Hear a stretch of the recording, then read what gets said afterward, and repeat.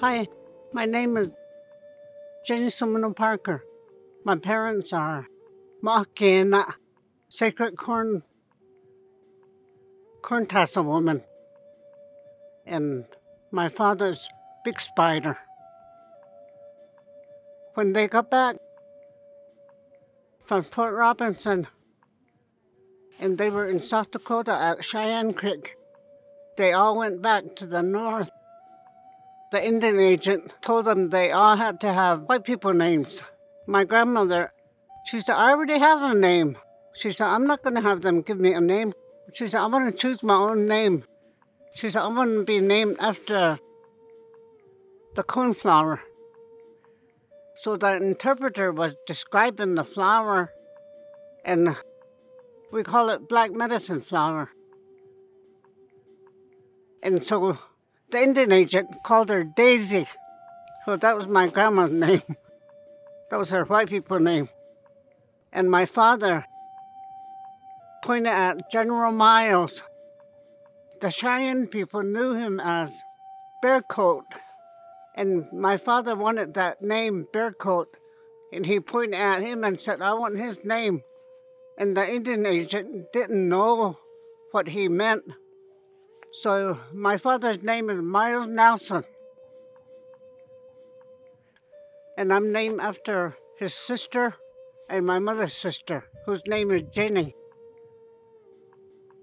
There's many of us that have that name. But he used to tell stories about when they left Indian Territory. I don't know how the President of the United States can call it Indian Territory. Maybe because it was so arid. Maybe because it wasn't livable for the people. But the people had a really, really hard time when they were living over there, when they were forced to move over there. My father said there was no kind of game. They couldn't go hunting because they didn't have no weapons. So when the chiefs and the headmen decided to come back north, they went around and told the people, just take what you need and just leave everything. He said, make sure you take some medicine. So the people built big fires and they left at night. My father said they walked and walked until the next evening and they finally stopped to rest. My people, they started in Oklahoma.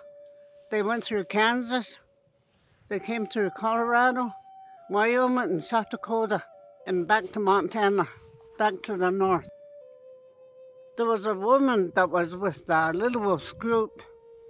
Her name was Woman Moving Against the Wind. And she would talk to the spirits. She was real spiritual. She was a sacred woman.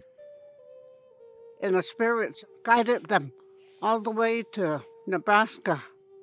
Some of the young warriors told the chief, why are we listening to a woman? We should decide where we should go instead of waiting for her to tell us where to go. So they decided to split up and they told the people, choose who you want to go with. You can go with Little Wolf or you can go with Dawn Knife. And Dawn Knife offered to take some of the elders because they were sick and a lot of the young kids were hungry and getting sick. And so they decided to go to the Fort Robinson. And Little Wolf and his group went a different way. And they never got caught. Little Wolf's group never got caught. My grandma on my mother's side is from the Little Wolf band. And my father, my grandmother, was a co-wife to Dawn Knife's daughter, Kumanha. And my grandmother were married to the same man. That's why they chose to go with Dawn Knife. Next week, chapter 2.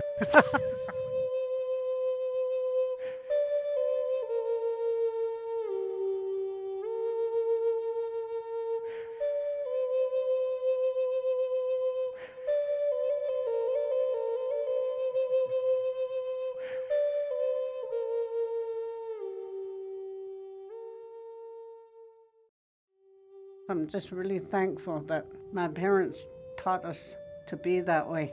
Stressed that prayer was important. He said that's what brought our people home. He said we started in Oklahoma.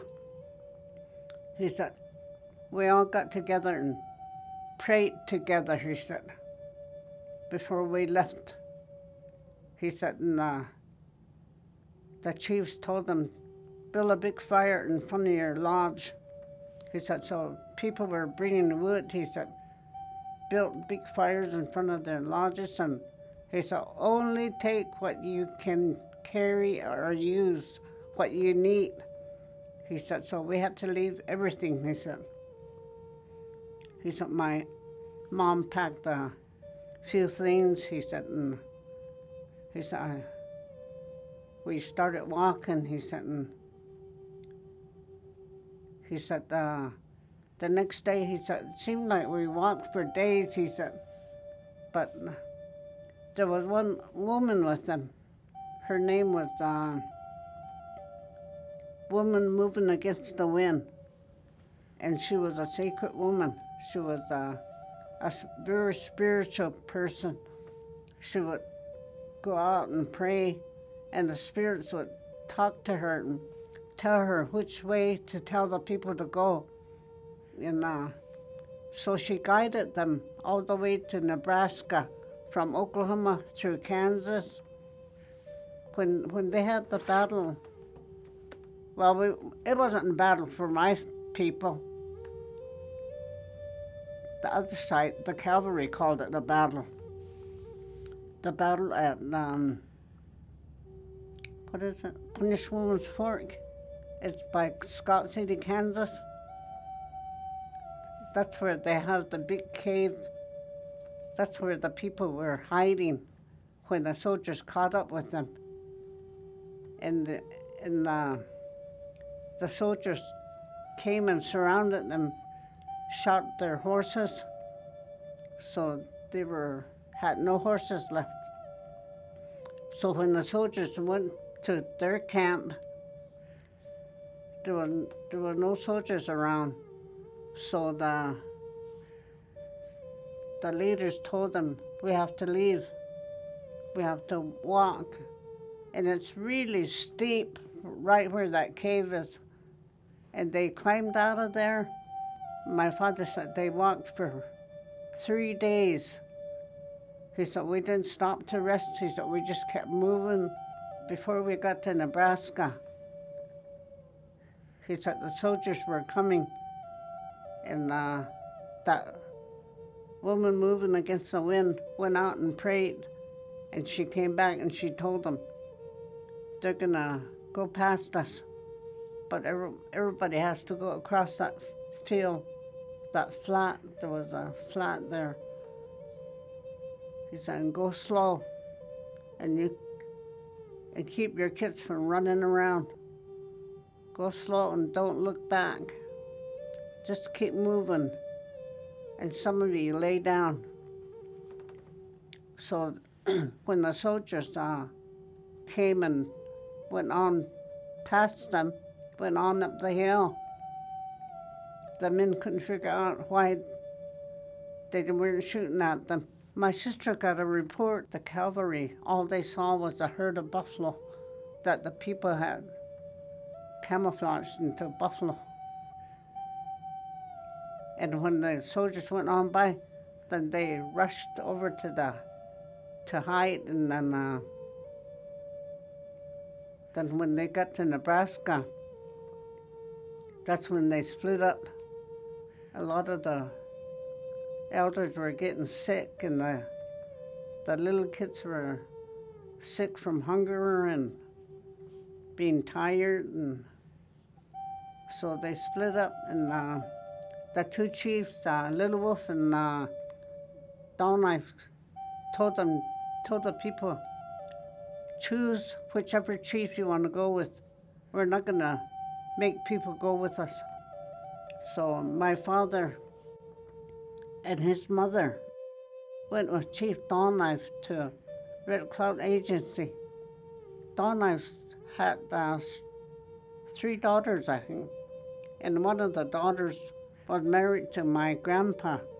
She was a co-wife to my grandma. Little Wolf's group kept going. Then they found us a place to camp, and it was a safe place for them to camp, and they stayed there all winter. Well, Dawn Life's group got locked up. My father used to talk about how cold it was when they were locked up. He'd say it was so cold. He said the windows were so frosted. He said, all the kids were thirsty. So the old ladies would hold them up to the window and tell them to lick the frost from the windows for water. He said, and they started tearing the floor apart to build fire so they could keep warm. He said they tried to keep the elders warm, and cut the strips of buckskin and cut it in little pieces and tell the kids to chew on it so it'll make saliva and swallow it. Don't swallow the buckskin. Spit it out when you get through chewing it. And they would always tell the little kids, when we get back to the north, we're going to have a big feast. All of us, we're all going to have a feast. We're going to all eat. We're going to all have plenty to eat. So my father said that kept the little kids going, and with the promise of food when they got back to the north. They weren't going to be there forever.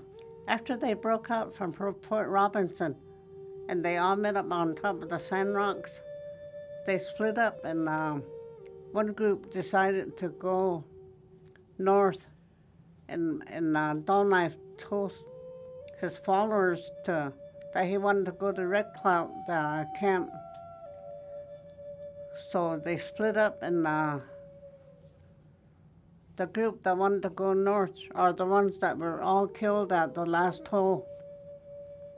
And they're the ones that are buried at Busby. Then my father said they started walking. He said it was so cold. He said we couldn't build fire. We couldn't stop to build fire because we didn't want the soldiers to see the smoke. He said, and Chief Dawn Life knew there was a trader. I can't remember the name of the place, but he was married to a Cheyenne woman. And he said, if we stop in there, he said, I know she'll give us food. So they went over there, and that trader told them, I can hide you in the cellar. So that's where he had his storage stuff, and so he showed them where to hide and fed them. And my father said we stayed there for a few days. He said, kind of get our energy back. And when we started walking again, he said, we got to Cheyenne Creek. He said, it took us many days. He said, he didn't say how many days. He said, it took us many days to get over there. He said, they were so good to us. He said, they set up lodges for us, individual families. He said, we all had a place to stay. He said, they had plenty of food. He said, so we all ate. About a year and a half later, when they rounded them up, they brought them back to Fort Q in Miles City. They asked the interpreter, what's going on? Why are they lining us up? He said, they're going to write everybody down, everybody that came. He said, I'm going to tell them your name. He said, they're giving you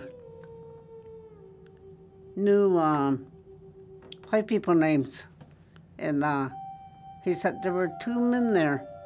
He said one would look through the book, and he said, look at the person, and some minister was giving names to the people.